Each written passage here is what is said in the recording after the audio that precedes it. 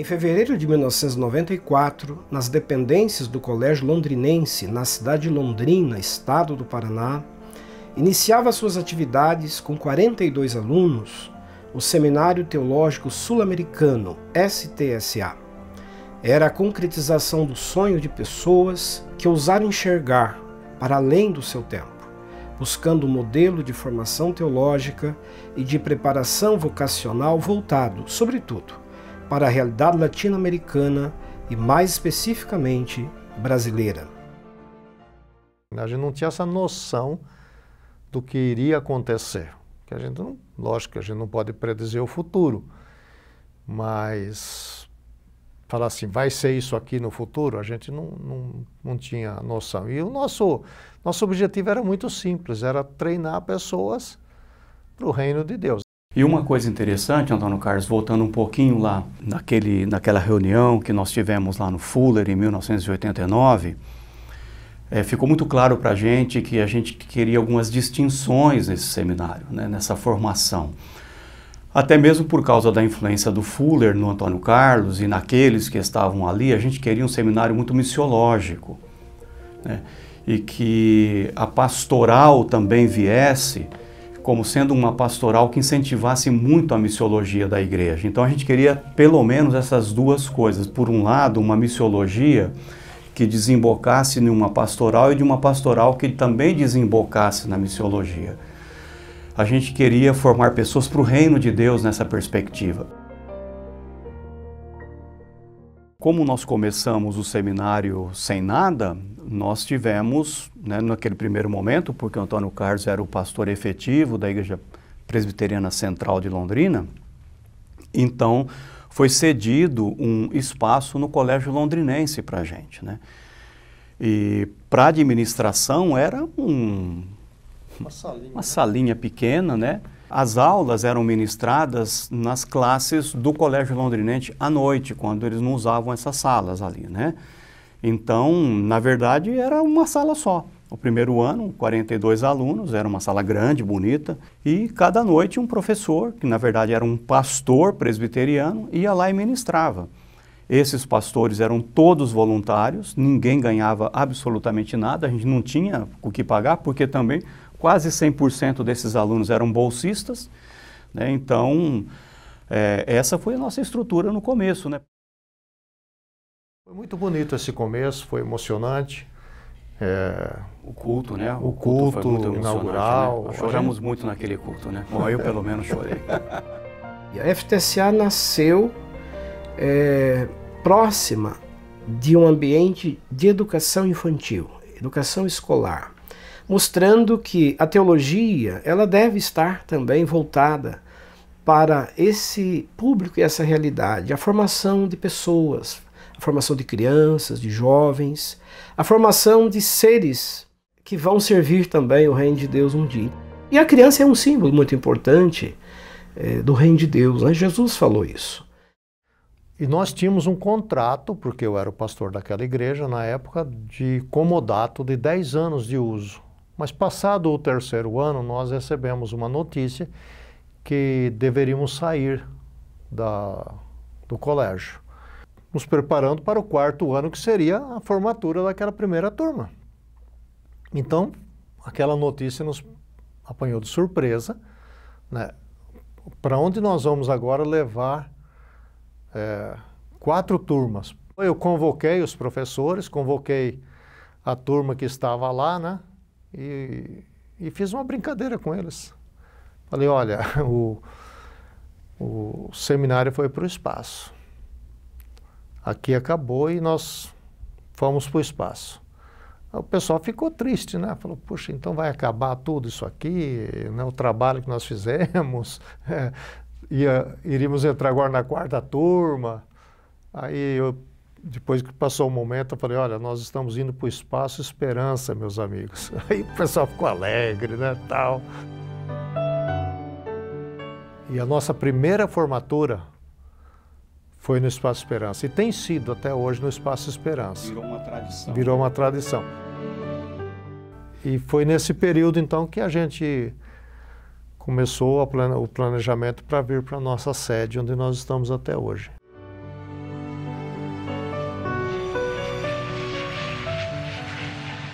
Então, nós fomos agraciados com a visita de um norte-americano. A gente não sabia quem era, não tinha informação, o que ele fazia, se tinha dinheiro, se não tinha dinheiro, família, nada, né? Eu fiquei sabendo, Antônio Carlos, não sei se você tem essa informação, eu não sabia. Conversando agora nessa viagem que eu fiquei lá no Fuller, nesse pequeno sabático, com o Dr. Paul Pearson, relembrando dessa história, ele falou, eu indiquei eles para vocês. Naquela época a gente tinha 250 alunos, lá no Espaço Esperança. Quem é que está ajudando vocês financeiramente? Aí o Antônio Carlos olhou para ele e falou, God, Deus. Aí esse homem, né, empresário, ele falou, não, eu sei que nós devemos ser sempre humildes, tudo é para a glória de Deus, a gente tem que honrar e colocar Deus em primeiro lugar, tudo bem, eu sei disso e obrigado por vocês deixarem isso claro aqui para nós. Mas a minha pergunta é o seguinte, aqui ó, dinheiro, quem coloca dinheiro aqui? Antônio Carlos olhou de novo para ele e falou, God. Aí ele virou pro Charles do lado e ele falou assim, unbelievable, falou, inacreditável. Aí ele vira para nós e pergunta, vocês têm alguma coisa, alguma instalação, alguma coisa? Ele falou, nós temos um terreno, né? Ele falou, dá tempo de a gente ir lá e conhecer e visitar esse terreno e com tempo hábil para voltar para o aeroporto? Falei, dá, Londrina é pequeno e tal. Aí nós viemos, era uma rua de terra, uma parte toda esburacada, fomos lá e paramos na frente do terreno ali, virou pro Charles e falou assim, too small, muito pequeno. Eu fiquei bravo. Aí falou assim, arrume um local melhor localizado e maior e entre em contato comigo. Nós começamos a procurar, eu e o pastor Eduardo, que o Eduardo era mais ligado com essas coisas, né? Até que um corretor aqui da cidade nos procurou e disse, olha, eu encontrei um terreno para vocês. Vocês querem ver? Bom, ver não custa nada. Aí viemos ver esse terreno aqui. Só que tudo era terra e mato. E qual é o preço disso aí? Era 320 mil dólares na época. Nós estamos falando de 1998. Então o que eu fiz?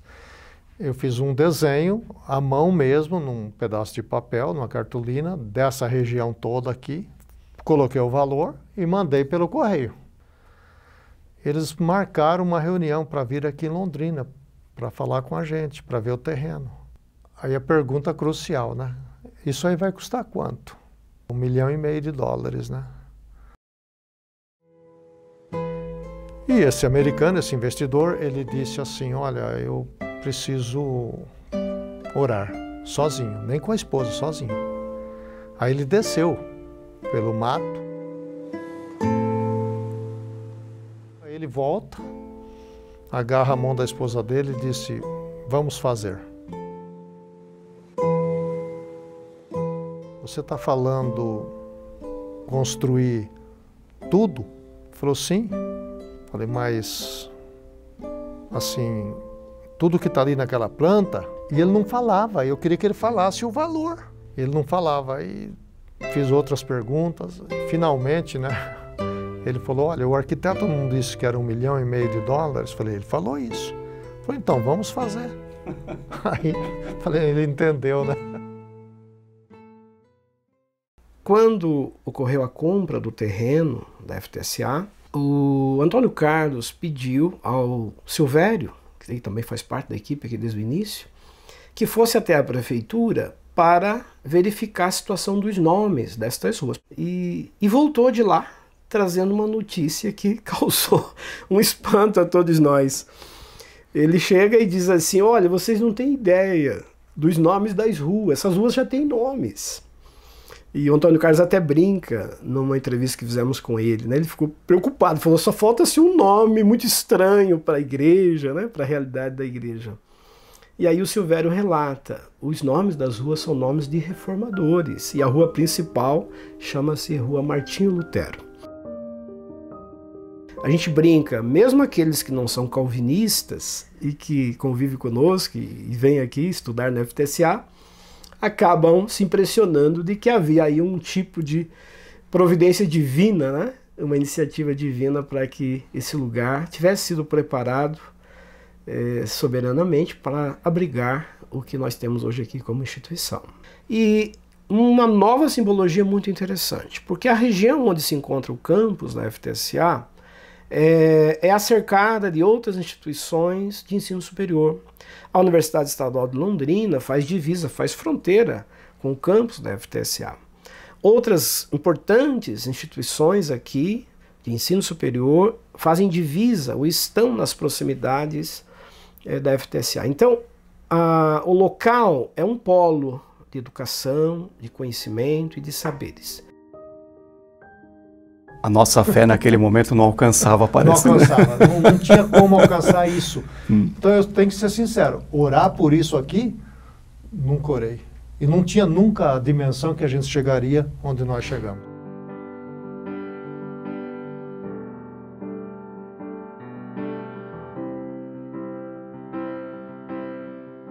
A FTCA me ajudou muito porque ela pôde trazer a ideia da missão integral, que é a missão integral olhar o ser humano por inteiro. Em 99, 98, eu comecei um trabalho de evangelismo, a gente começou a fazer evangelismo nas ruas de Londrina, com pessoal que se prostituía, homens, mulheres, e a gente acabou conhecendo o pessoal que era usuário de droga, moradores de rua, crianças de rua, e a gente queria fazer algo que mudasse a vida daquelas pessoas. Então, olhando aquelas pessoas por inteiro, a gente tinha que fazer algo que realmente abrigasse, cuidasse daquelas pessoas como um ser integral. E por isso que a parte teórica do início do refúgio foi com que eu aprendi no Sul-Americano. E é ali que começou a desenvolver e a gente se organizar. Hoje, a Associação Refúgio tem em torno de 250 crianças e adolescentes de 6 a 15 anos. A principal atividade que a gente desenvolve com essas crianças, além das oficinas, a gente está falando de capoeira, taekwondo, jiu-jitsu, música, balé, circo, natação, é trabalhar com essas crianças a vida delas, é a mente delas. Jiu-jitsu, mas eu também faço capoeira. A gente tem o grupo, né, a aula de convivência com as outras pessoas do nosso grupo. Depois que eu vim para o refúgio, eu fiquei muito mais atento. Eu já sabia muito do respeito, mas chegando aqui no refúgio, eu aprendi muito mais sobre o respeito. Respeito ao próximo.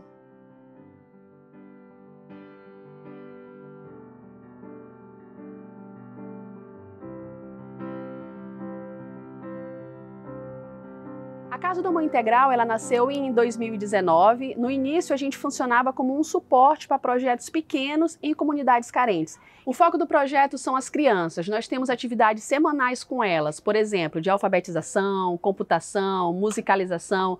Nós também realizamos atividades externas, como passeio, várias recreações. Mas as famílias também fazem parte do nosso projeto, as famílias dessas crianças. Nós fazemos aqui também palestras a respeito de saúde, fazemos palestras de empreendedorismo, nós temos uma parceria com a prefeitura para a realização de ação social, então as famílias também são alcançadas. A educação teológica, naquele momento, em 1989, ainda era uma formação muito voltada para dentro da igreja, para a denominação em si. Muitas matérias em teologia sistemática, história da igreja, quase poucas matérias na área prática, né, da missão. O Orlando Costas criticava muito isso, né, em um livro que ele escreveu em 1974, foi publicado em 75, Em Busca de uma Pastoral Evangélica para o Homem Latino-Americano. Ele fala de uma pastoral de imitação, de imitar os modelos do exterior. Isso era muito patente na pastoral brasileira, até no jeito de ser, de se comportar, de falar e coisa do tipo. A gente não queria isso, a gente estava cansado disso. A gente queria uma pastoral brasileira, né, para a realidade da América Latina e para o Brasil. Um seminário que fosse relevante para a nossa realidade. Eu penso que o nosso grande objetivo é ser Jesus para essas pessoas, né? Se elas puderem olhar para nós e ver que há um pouco de Jesus ali, a gente já cumpriu o nosso objetivo. Então, o que a gente quer é doar a nossa vida, é servir e fazer aquilo que Jesus nos pediu para fazer.